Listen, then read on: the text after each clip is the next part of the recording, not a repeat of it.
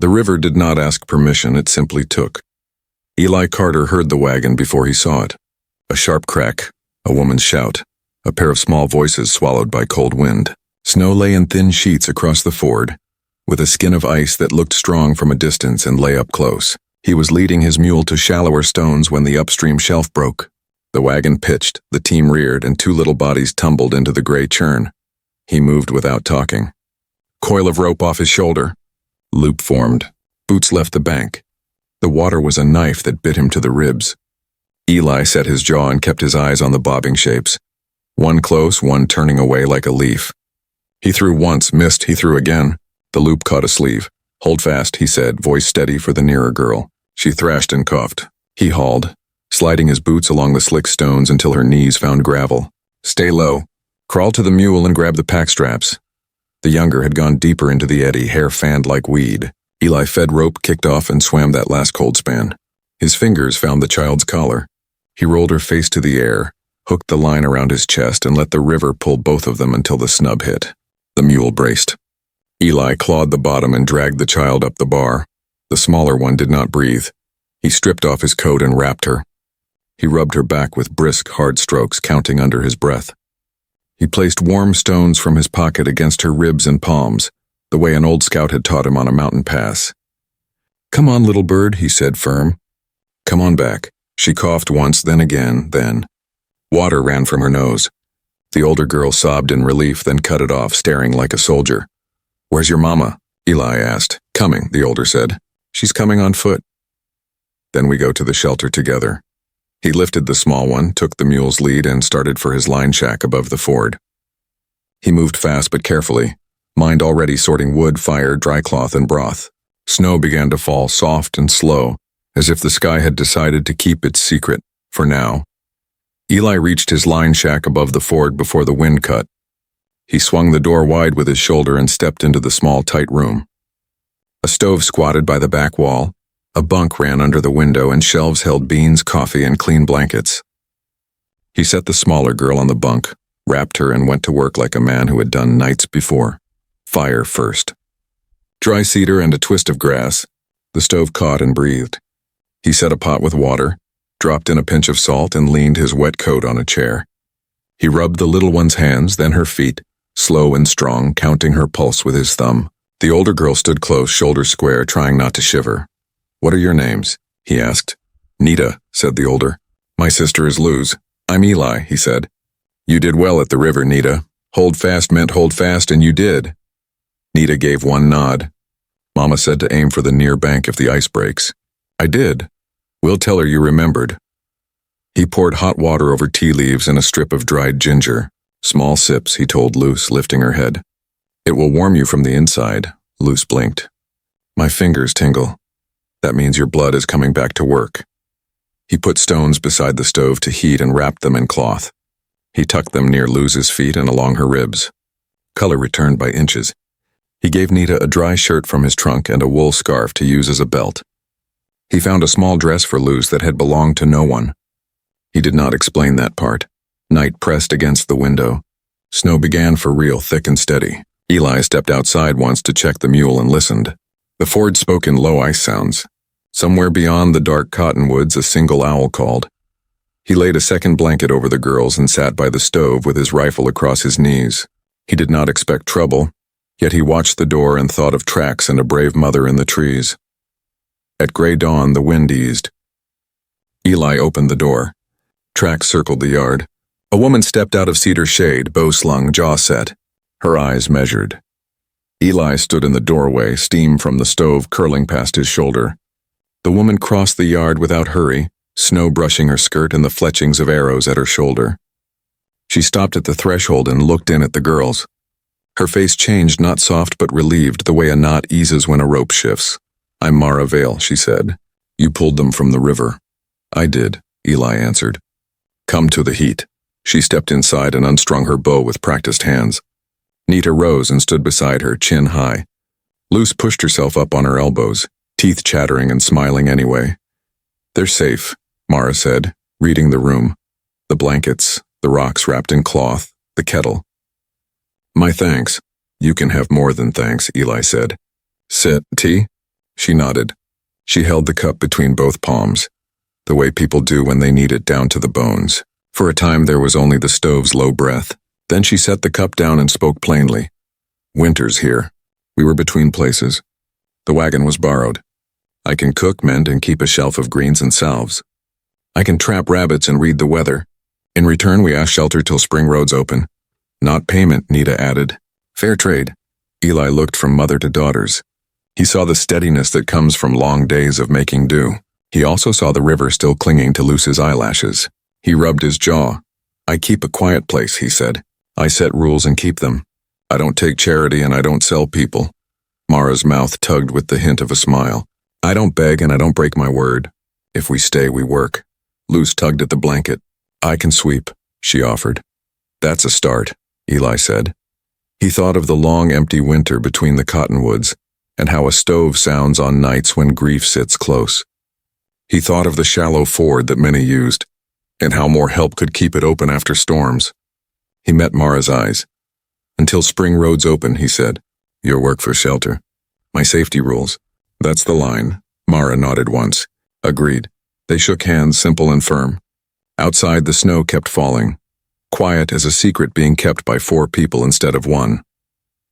Together, Eli set their first day by simple rules. He spoke to them while he checked the stove and the door latch. Up with light, fire safe. Knives returned to their hooks. No wandering to the river alone. If riders come, you stand behind the table until I speak. If I say quiet, you listen. He looked at Mara. If you have rules, say them. Mara nodded. Hands washed before food. Shoes off on the bunk. Nita, mind your tongue. Luz, mind your feet. We share what we know and we don't waste. That will do, Eli said. They walked the little yard. The mule's pen sat against a line of basalt rock. A woodpile kept dry under a sheet of tin. The ford lay below, a bend where the river slowed to think before moving on. A wide cottonwood stood there, roots like hands gripping the bank. Nita counted the steps from the door to the path and wrote the number in the frost with a finger. Luz tested each fence rail by climbing it once. Back inside, Mara studied the shelves. You keep things neat, she said. I like to find what I reach for, Eli said. He cleared a low shelf by the window. This can be your green shelf. Mara unpacked small cloth bags and bottles wrapped in wool. Pine pitch, willow bark, juniper berries are smoked dry. She lined them up, sharp letters on tin tags. The room took on a clean, wild smell. Nita watched Eli tack a large piece of butcher paper to the wall by the table. What is that for? A map, he said. You like numbers. Maps like numbers. He drew the river line and marked the ford with a cross. We'll mark safe wood stands, game trails, and drift lines. In spring, the flood will try to trick us. A map helps us remember things when days blur. Luz tapped the wall with a spoon. This house needs a name, Eli thought, then shrugged. You pick it. Stone nest, she said, looking pleased with herself. It is small and warm and made near rocks. Mara smiled, just a little. Stone nest, then. Toward noon, a freighter's bell rang on the far bank. A wagon rolled slowly, keeping to the stones. The driver raised a hand and called across. You hear? Railroad men in town again. Survey flags on the hill. Eli's face went still. They were measuring last fall, he said. Said a new spur might come through the rim. Through our ford? Nita asked. They like straight lines, Eli said. Straight lines ignore lives if you let them. He looked at the cottonwood and the quiet path. We won't let them. The snow eased by afternoon, leaving a clean shine on the path to the river. Eli took a shovel and a short-handled axe and walked the bank with Nita. He showed her where driftwood piled safely and where thin ice could trick feet. She counted, as always, paces to the willow clump, paces back to the cottonwood, numbers tucked away like seeds in a pocket. Luz followed with a basket, skipping only where the ground was sure. Mara checked traps she had set at dawn, simple snares near rabbit paths, and reset 2 with a deft twist of twine. At the mule pen, Eli found a rail loose where last month's flood had gnawed it. He set a new peg and taught Luz how to hold the mallet square. Straight swings last longer than hard ones, he said. She copied his stance, small boots planted, tongue caught between teeth. The peg seated with a neat, dull sound that pleased everyone more than they expected. Back inside, warmth blossomed.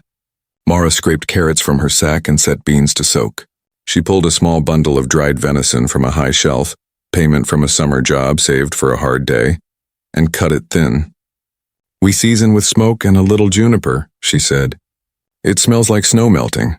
Luce nodded as if that were a full sentence. Eli tacked another sheet to the wall. He drew short lines at the ford, one for each river depth he had measured last season, and handed Nita a pencil. "When we cross, we mark the level. Spring will come fast. Numbers that live on paper are better than numbers that live in heads. Because paper does not forget," Nita said, pleased to be trusted. "Because heads get tired," Eli added, and she smiled without showing teeth. Near dusk, a rider passed on the far trail, blue coat under a brown duster. He did not stop, but Eli watched him with the still attention he used for weather. The rider turned toward town. When the quiet settled again, Eli shut the door and dropped the bar. They ate at the small table. The stew was simple and good. Luz's feet found the stove's warm edge and stayed. Nita told the story of the river as if it were a problem she had solved. Mara listened with half a smile, then bowed her head for a brief, "Plain grace. Home is earned," she said. "Kept, too," Eli answered. Snow lay quiet for 2 days, and the world shrank to work and warmth. In the mornings, Eli checked the river and the mule, then split cedar until the woodpile sat like a promise. Mara dried strips of orange peel by the stove and tied them into little bows that made the room smell bright. Luce tested each bow as if it were a bell. Nita sharpened pencils with a small knife until the points looked like tiny church steeples. Eli cut a straight willow and shaved it smooth on 3 sides. He burned marks along the edge with a wire heated in the stove, finger widths, then hand spans, then foot lengths. He pressed the stick into Luz's hands. "Measuring helps guesses get honest," he said. Luz set the stick against everything, the table leg, the door jamb, her own arm, and announced numbers with great dignity. Nita laughed, then hid it behind a cough. Mara taught Nita the healer's checks at the table. "You count breath by the rise and fall," she said. "You count pulse here." She placed Nita's finger under Luz's ear, then at her wrist. "Your hands must be warm, your voice low." "What do I say?" Nita asked. "Nothing unless you must," Mara answered. "Quiet helps the body decide to be well." Near noon, Eli found a handful of tin tags in a jar, old freight markers with holes already punched. He drilled a line through a cedar scrap and strung the tags with rawhide. When the door opened, the chimes spoke in a soft, neat clatter. Luz stood under them, eyes wide, as if stars had been hung inside the room. "This is how riders find us in fog," Eli said. "Sound can carry where sight fails." They made a small joke of the rules.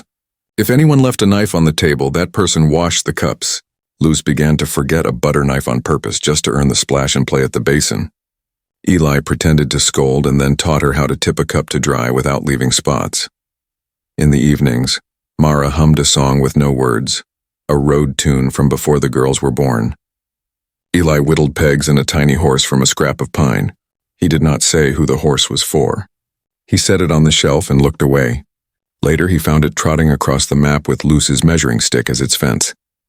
At the week's end, church bells drifted thin from town. Mara looked toward the sound and then at Eli. He nodded. "We'll go next Sunday if the road holds," he said. "Better that the town sees who lives at the ford." The road held, and the days between passed like clean beads on a string. Eli kept work steady and light so the girls could gain strength. He taught knots at the table with a short rope, square bowline, and 2 half hitches. Luz made the loop wrong on purpose just to hear him say "try again," which she liked better than praise. Nita timed herself tying each one and wrote the seconds on the margin of the map. Mara showed Eli her green shelf in order. "Pitch for ceiling," she said. "Willow for pain. Juniper for smoke and colds. Yarrow for cuts that do not want to close." Eli listened. He asked a question now and then, never more than he needed. He cut small corks from a length he had saved and made the jar mouths tight. When the wind rose, they strung the tin chimes outside under the eave. Their quick talk carried across the yard. Luz stood with eyes closed, counting the clinks instead of numbers on a stick. "It sounds like far riders," she said, "but friendly." At dusk, Eli set a rabbit snare and let Nita choose the place by sign. She studied tracks and a narrow run between sage clumps. "Here," she said, pointing with one sure finger. In the morning, a rabbit waited there, still as a held breath. They thanked it out loud. Mara skinned it neatly and left nothing wasted. Dinner tasted like smoke and clean snow. Inside, they made small gifts without calling them gifts. Mara stitched a soft pouch for Eli's flint and steel.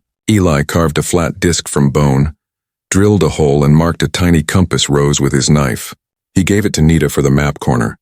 Luz found 3 blue beads at the bottom of Mara's bag and tied them to the mule's bridle so the animal would remember joy.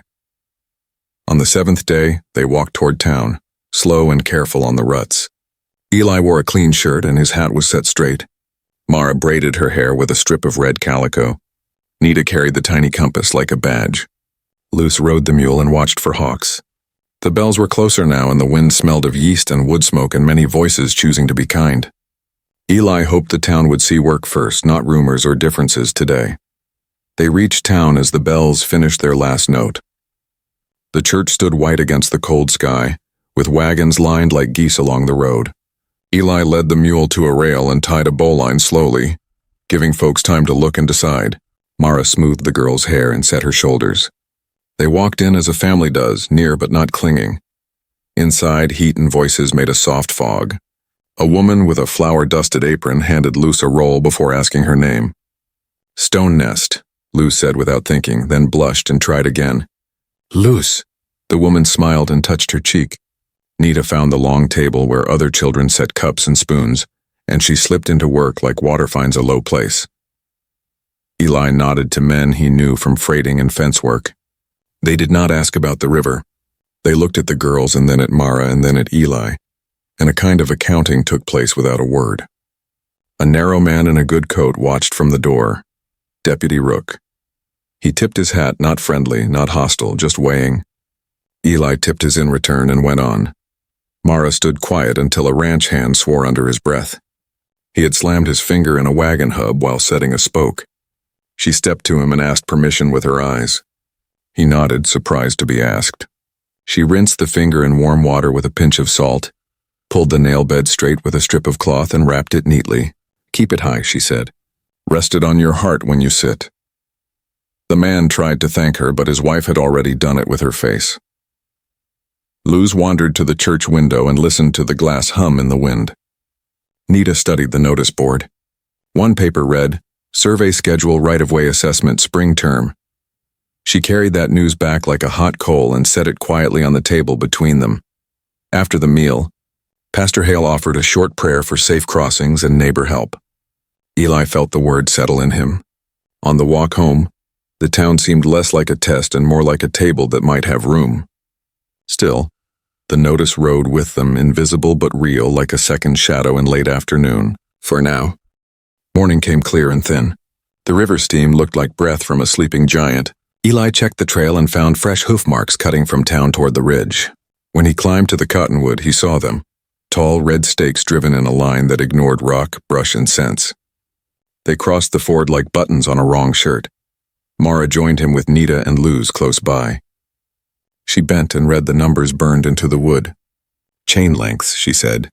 "They mean to make the ground match their paper." A small crew rode up soon after. 3 men in slickers with a bundle of stakes and a coil of bright wire. Behind them, Deputy Rook came at an easy pace, badge winking under his coat. He doffed his hat as if he stood in a parlor. "Morning," Rook said. "Survey crew for the railroad. We'll be marking a right-of-way today. Temporary, of course." "Temporary turns permanent if nobody objects," Eli answered. He kept his voice even. "This ford serves half the east side. If you choke it, families ride 5 miles south in flood season. That costs lives." One of the crew planted a stake on Eli's fence line and hammered twice too fast as if speed could make it lawful. Nita flinched at the sound. Luz pressed both palms over her ears. Mara stepped forward. "Take that out until the council meets," she said. Her tone was plain, not sharp. "Or place it on open ground, not a man's fence." Rook unfolded a paper from his breast pocket. "Notice of assessment," he said, smiling without showing teeth. "Sign here to acknowledge receipt, Mr. Carter, no harm." "Just process." Eli did not touch the paper. "I acknowledge hearing you," he said. "That will do." Rook's smile cooled. "Progress is a river, too. Best to move with it?" "Rivers cut their own beds," Eli said. "They don't read lies." The crew boss cleared his throat and pointed his men farther down the bank. They set 3 more stakes in a straight line that cut through the willow stand and aimed for the cottonwood's roots. Mara's jaw tightened. "You lay wire here," she said, and spring flood will take it and wrap it around a child's legs. Rook watched her with a slow nod, as if filing her words for later. We'll be back, he said at last. Council will post dates. Paper today marks tomorrow, rails in due time. He tipped his hat to the girls. Mind your studies. When they rode away, the yard felt smaller. Eli pulled the fence stake and laid it flat. Mara looked at the cottonwood and then at him. We get ready, she said. We do, he answered. Quiet first, then steady. They got ready in the quiet way that does not invite talk. Eli fixed a new top rail along the pen and added a crossbar at the gate, so the mule would not bolt if riders thundered past. He checked the roof and packed snow along the eave to slow the wind. He sharpened 2 axes and set them by the door, edge guards on. Tools first, he said. Tools end trouble before it starts. Mara sorted the green shelf twice and made up 3 field rolls, cloth bundles with salve, thread, needles, and willow bark. She tucked one under the bunk, one by the door, and one in the mule's saddlebag. Some medicine is a walk away, she said. We shortened the walk. Nita redrew the river line with a heavier stroke and added small marks for where ice had held and where it had lain. She listed the survey stakes by number and distance from the cottonwood. If they move them, we will know, she said. Eli nodded. Counting is a kind of fence. Luce hunted the yard for small necessary things, lost buttons, dropped nails, the flat stone that made the stove leg even. She found a bent spoon under the steps and hammered it straight on a peg with great care. Good as not new, she said, proud. Near midday, a freighter named Collins stopped at the ford with 2 barrels of flour. He had heard at the church that the scout and the healer were keeping the crossing. He paid in kind, salt, lamp oil, and a paper of pepper, and asked for a look at the map wall. If the flood shifts, I'll spread the word east of town, he said. Men are less foolish with good news. Toward evening, hoofbeats approached slowly and heavily. Not Rook. A foreman's coat and a tidy beard, Silas Brand. He studied the yard the way a man studies a ledger. He did not dismount.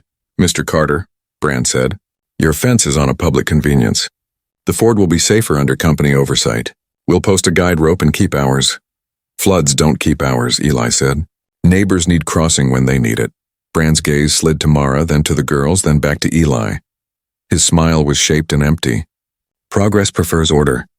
A temporary relocation pays better than stubbornness. Think on it. Mara stood at Eli's shoulder, hands quiet, eyes not. We have thought, she said. Brand tipped his hat, turned his horse, and rode off, leaving neat tracks that pointed like arrows toward town. After dark, Eli added one more rule to the list by the door. If smoke smells wrong, we wake everyone, he said. Even for a dream, Mara nodded. Fire lies worse than paper. Night came down without fuss. The girls slept side by side on the bunk, hair spread like dark grass. The tin chimes clicked now and then when the wind turned, a small sound that said the world still moved. Eli added 1 stick to the stove and sat back on his heels.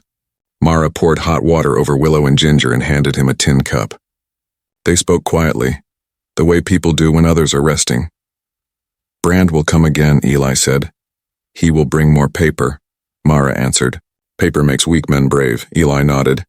Law's just a word without a backbone. He let the tea sit against his lip. But neighbors can be a backbone if they choose. Mara looked at the map. We'll give them reason. Clear proof. Clean work. No shouting. The girls? Eli asked, glancing at the bunk. They know the river now, Mara said. They know the stove rules and the door rules. They will learn the town rules next. He stared into the stove's small window.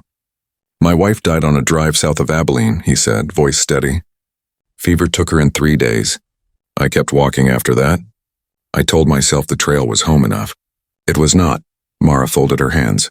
At the mission, a priest said I was too wild for one world and too quiet for the other. I left with my feet on 2 paths and built my own. That is slower. She smiled a little. But slower can last, Eli breathed out. Home is the work we choose to keep doing.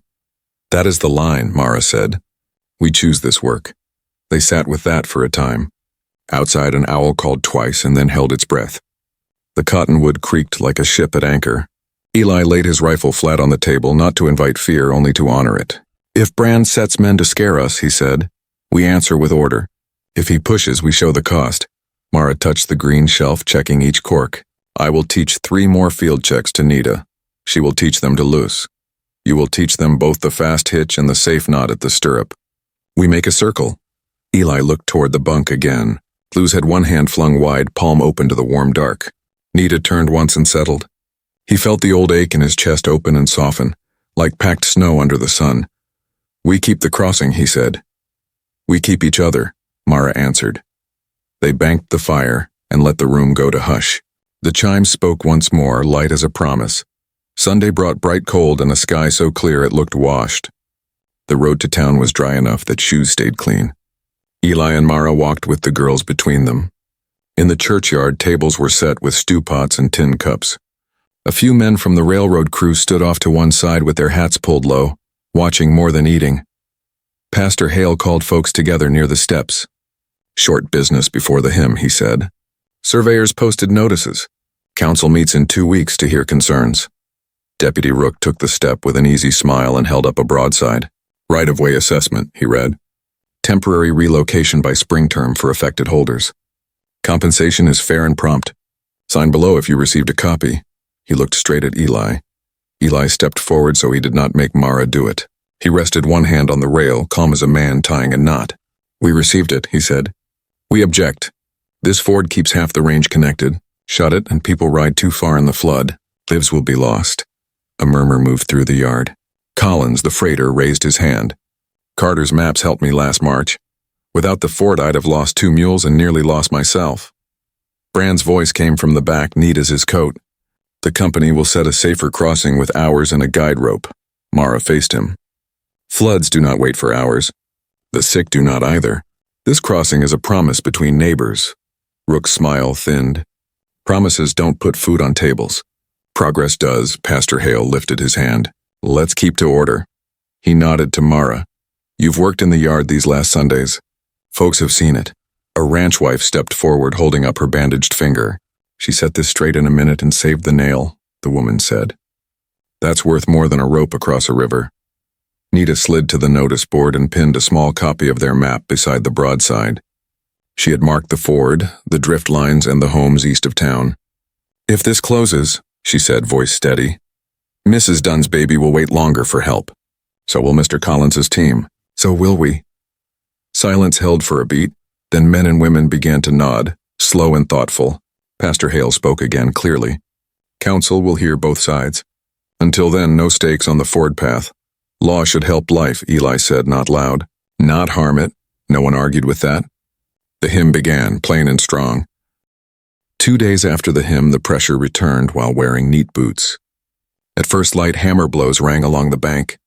Eli stepped onto the porch and saw a line of red stakes marching from the ridge to the ford. Bright wire linked them like a fence drawn by a ruler. The crew worked fast, eyes down. Deputy Rook waited on his bay, coat buttoned, hat brim low against the sun. Eli walked to the nearest stake and pulled it free without drama. He set it gently on the ground. Not on the ford, he said. Rook nudged his horse closer. You heard the notice, and he said. Assessment through spring term. Sign the relocation paper and the company will send a wagon to help you move. Mara came to stand beside Eli, hands empty, voice steady. We are not freight, she said. We do not move by your calendar. Rook offered a folded sheet and a pencil. Sign for receipt, then. I heard you, Eli said. That's receipt enough. Rook's smile did not reach his eyes. Refusing process makes things harder than they need to be. Paper today, rifles tomorrow, Mara said, not loud. We see the steps. We are not afraid to stand on the first one. The crew boss cleared his throat and motioned men toward the Cottonwood. They paced off chain lengths that would put the right-of-way through the willow shade and straight across Eli's fence corner. Nita stood at the map wall inside and called distances as Eli measured with his stride. She wrote them down with slow care. If they move, she said to herself, we will show where and when. Collins arrived with a sack of mail and stopped cold at the wire. Folks, he said to the crew, leave the ford be until council meets. That's neighbor sense. One man looked away. Another kept hammering shame fighting habit. Rook tapped the notice nailed to a stake. Council hears talk, he said. The company lays track. That's the order of things. Not the whole order, Eli said. He pointed to the homes marked on the map. Law should follow life. Close this and the East Flats will bleed time they don't have. Brand did not ride out that day. His name wrote in the crew's backs and in the neat wire-biting winter light. By noon, stakes framed a corridor that cut the yard in two. Mara moved the girls inside and set water to heat, calm as a held line. Eli stacked the pulled stakes against the wall, a tidy pile that said, "We saw, we remember, we do not yield." Clouds stacked on the rim at dusk, dark and high. The first thunder came like a door slamming far away. Eli smelled dry chaparral and the sharp scent that walks ahead of lightning. He stepped outside and studied the ridge. A thin red tongue showed in the brush, then vanished, then showed again in two places. Wind shifted. The tongues joined and began to run downhill. "Fire," he said, already moving. "Not big yet." "Will be." Mara had the door open before he reached it. She lifted the saddlebag with the field roll and set a pot for water. "Plan," she said. "Backburn at the creek bend," Eli answered. "We pull grass to dirt and light a safe line. If the wind holds, the big fire meets our little one and dies there." Nita stood at the map, eyes quick. "Wind from the ridge to the river," she said. "South by east." "Good," Eli said. "You measure the gusts. Ash on the palm. Count to learn the speed between breaths." Luz pulled blankets from the bunk without being told. "Wet?" she asked. "Wet," Mara said.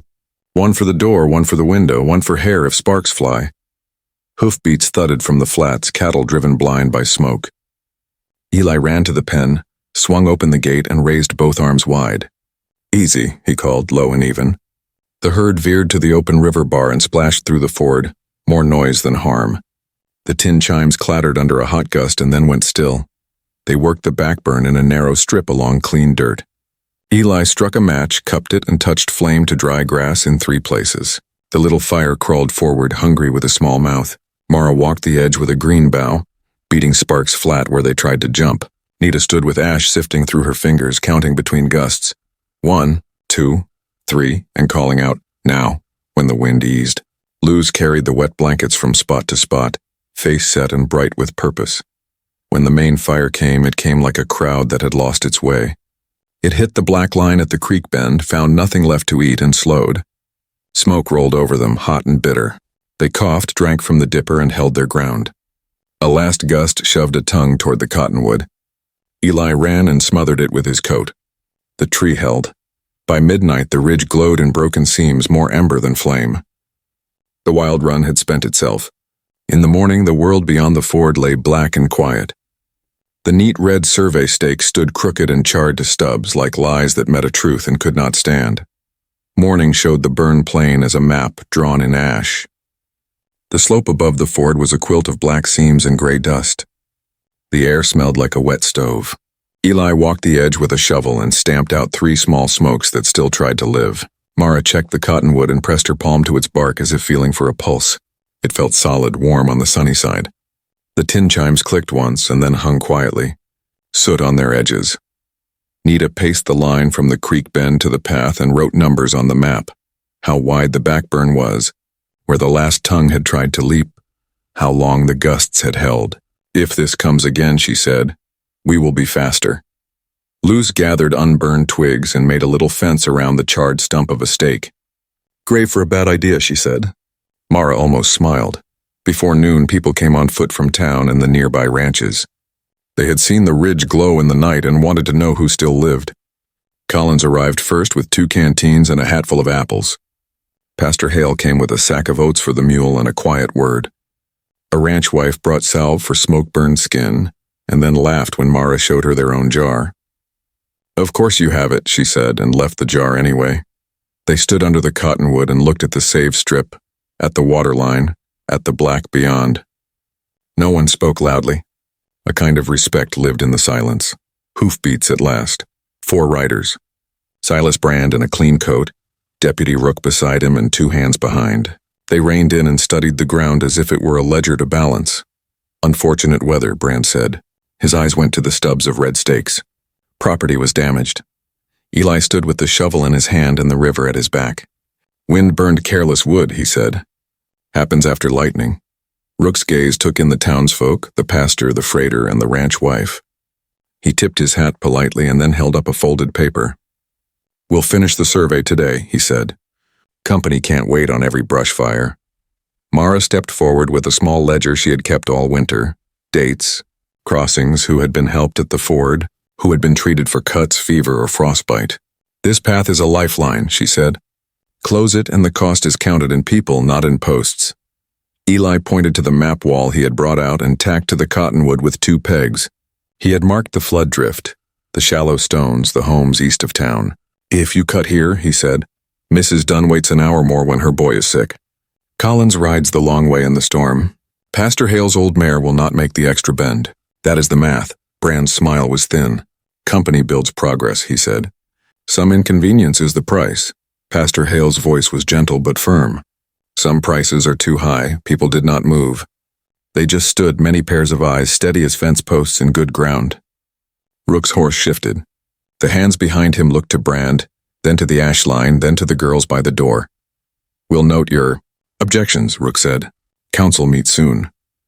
"And until then," Eli said, "no wire on the ford." No one reached for a gun.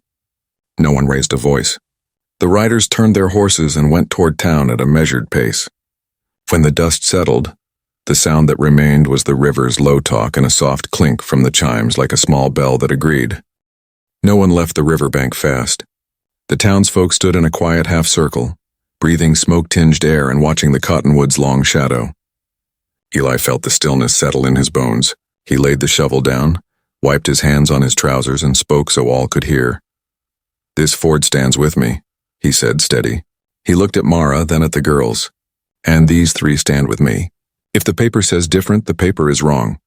Mara stepped to his side without flourish, bow slung, palms open. "We are not a bother," she said. "We are a promise kept. The crossing stays open." Pastor Hale cleared his throat, then raised one hand as if blessing a field. "Neighbors," he said, "say your part if you mean it." Collins lifted his hat. "You have my team for hauling rock if we shore the bank," he said. "And I'll carry word east when drift shifts." The ranch wife nodded. "I'll bake and watch the girls when work runs long."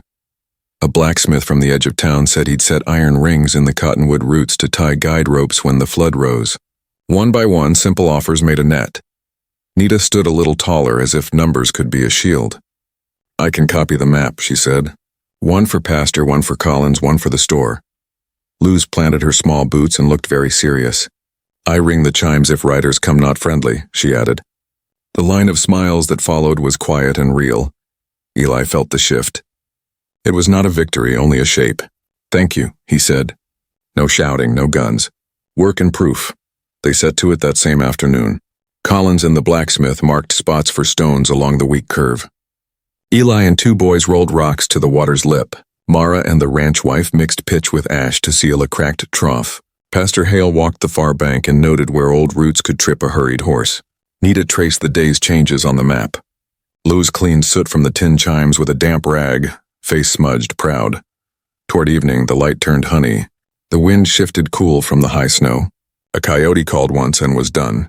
Eli leaned against the cottonwood and watched breath feather from the mule's nostrils. He felt something thaw that had been hard for years. Not safety, never that, but belonging with edges. "Us," Mara said low as if reading his thought. He nodded. The word fit like a well-made knot, simple, strong, and meant to hold. Thaw came slowly but surely. Snow pulled back from the south bank first, leaving wet grass that shone like new tin. The river ran a little louder each day, fuller, brown with melt. Eli checked the ford before breakfast and after supper, marking the depth at the cross on the map. The numbers rose and then held. That holding felt like a hand on a shoulder. Small changes showed in town, too. The store tacked up a fresh sign that read, "Crossing open, use with care." Pastor Hale set a crate of hymnals at the door with a note. "Take one if you need paper for lists or maps." Collins fixed a broken plank on the church steps and said it was for good measure, but everyone knew what measure he meant. At Stone Nest, work turned from defense to building. Eli mended the fence lines clean, set a new corner post, and strung wire tight with a simple twist that would give before breaking. He added a short rail by the steps for short legs. Luz tried it at once and announced it strongly. Mara scrubbed smoke from the rafters and whitewashed the stove wall so soot would tell its truth quickly next time. She painted 3 small lines above the door, one for each of them. "A mark to come home to," she said. Gifts began to appear at the cottonwood, never handed over, just left with a kind of shyness. A coil of rope lay in a circle. A sack of seed tied with blue thread. A tin cup with no handle. A small wooden cross carved from willow. Nita logged each item on the ledger with date and hour and a guess at who had given it. "So we can thank them when thanks fit," she said. Luz hung the tin cup by the chimes because she liked the way it caught light. Deputy Rook kept away. Silas Brand sent no more stakes. Word was the council would meet after Easter, but the talk in doorways had changed shape. People said "our Ford" without pausing. Eli heard it twice from men who once spoke only of rails. On a soft evening, they ate outside for the first time since autumn. Stew, cornbread, a few early greens. The mule cropped grass near the pen. Swallows skimmed the water, stitching air with quick wings. Nita traced their flight on a scrap of paper and laughed at the silly line. Luz balanced on the low rail and did not fall. Mara poured coffee and leaned shoulder to shoulder with Eli against the cottonwood. "It looks like a beginning," she said. "It does," he answered, simple and glad. Soft rain came and went like a shy guest, and green showed at the river's edge. The council met the week after Easter in the freight office, windows propped with ledgers to let in air. Eli and Mara stood at the back with Pastor Hale, Collins, and a few ranch wives. Deputy Rook sat near the front, hat on his knee, face smooth as polished wood. Silas Brand spoke for the company in the neat voice of a man who irons his socks. Maps lay on the table. Eli set his copy beside them. Simple, clear, marked with homes, drift lines, and the shallow stones. Nita had ruled the edges so numbers sat straight. Mara laid her ledger of winter crossings next to it and said only, "Names, dates, reason for haste." The councilman read. They asked short questions. Collins answered two. Pastor Hale answered one. A silence grew that was not empty. It was wait. Rook watched that wait like a gambler watches a scale. Brand's smile held, but his eyes did not. At last Mr. Avery, who ran the store and kept the council's minutes, tapped the table with a pencil. "Right-of-way shifts a mile south," he said, plain. "Ford remains open as a public crossing." The company marked a safe approach on the far bank and set 2 guideposts at flood height. The town is to maintain the path. Sheriff's office to keep the peace. All in favor? Hands went up around the room. Even Rook raised his slowly, as if the arm belonged to someone he had just met. Brand signed the paper without a stain, then folded it too carefully. "Progress adapts," he said. "We'll make it work." Outside, light broke through the thin cloud. People did not cheer. They shook hands like neighbors do when a fence is mended right. Rook paused by Eli and Mara. "You made a long case with short words," he said. "Some men learn the hard way. Some learn." He touched the brim of his hat to the girls and walked off toward the jail with no hurry. On the way home, the road felt shorter. The cottonwood showed itself early, big and sure. Gifts had gathered at its base again. Rope, seed, a tin cup with a bent lip, a child's drawing of a tree, and 4 figures with round hands. Luz held the drawing to her chest. Nita measured the flood posts with her stick and nodded at the height. Eli rested his palm on the cottonwood and looked at the ford. "Decisions made," he said. "Now we make it ours." Mara met his eyes. "Tomorrow," she said, "we set a mark that lives longer than paper." Morning laid a soft gold on the river and on the cottonwood's new leaves. The air held a clean, wet smell from last night's brief rain. Eli brought a flat, round stone from the shallows and set it on the table. He dried it by the stove, then rubbed its face with sand until it felt smooth as a plate. Mara ground a small lump of soot with a few drops of oil in a tin lid. The paste turned black and shiny. "We make the mark today," she said. Nita set out rags and a bucket for washing. "Names fade," she said, thinking aloud. "A sign can stay." Luz practiced pressing her palm on the table and lifting it straight so the shape looked like a little tree. She did it twice, very seriously, then grinned at her neat work even though it would soon be cleaned away. They walked to the ford together. Eli with the stone, Mara with the soot, the girls with the bucket and rags. The bank was green in a thin fringe.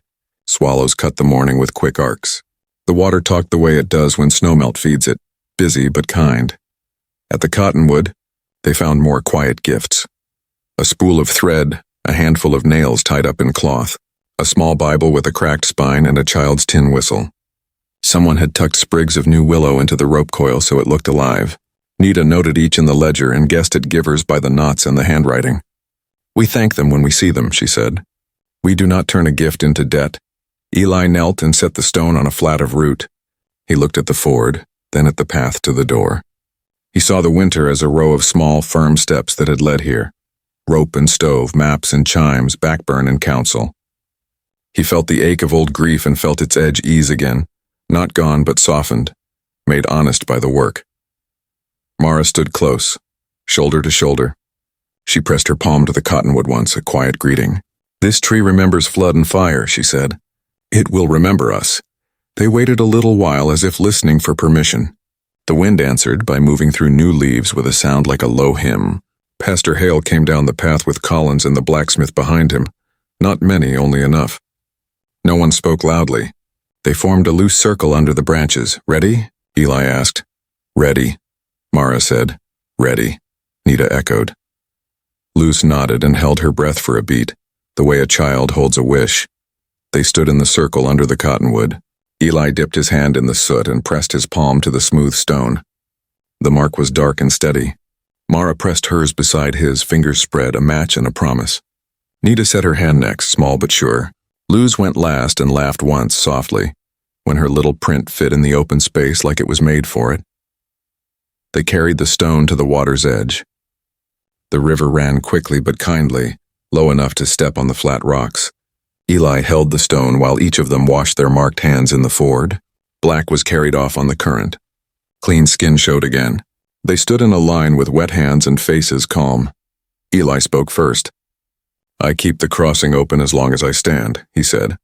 "I keep this home," Mara's voice followed. "I keep these lives with skill and care. I keep this home," Nita lifted her chin. "I count what matters and share it," she said. "I keep this home." Luce held Eli's sleeve and spoke bravely. "I ring the chimes and help," she said. "I keep this home." Pastor Hale nodded and said a blessing in simple words. Collins set the marked stone on the cottonwood root and tapped it twice with his fist as if seeding it. The blacksmith drove 2 iron posts at flood height on the far bank, neat and firm. No one clapped. They just breathed out together and went to their chores with lighter steps. Spring came on in full. The town used the ford and left small gifts. The council posted the new map in the store and the church. Rook found other work away from Brand before summer. Some said he learned something. Some said he only followed the wind. Brand laid his spur a mile south where the ground wanted it. Trains ran, goods moved, and the river kept talking in its old voice. Travelers began to say there was a place on the rim where coffee was always on. A poultice was close at hand and a map hung on the wall with clean lines and true marks. They said tin chimes led them in fog. They said a scout and a healer kept a ford open when paper tried to close it. In time, the tale grew a name, the Cottonwood Vow. Folks told it at fires and on porches like a lesson and a comfort both. If you enjoyed this story, please subscribe and like to hear the next legend from the West.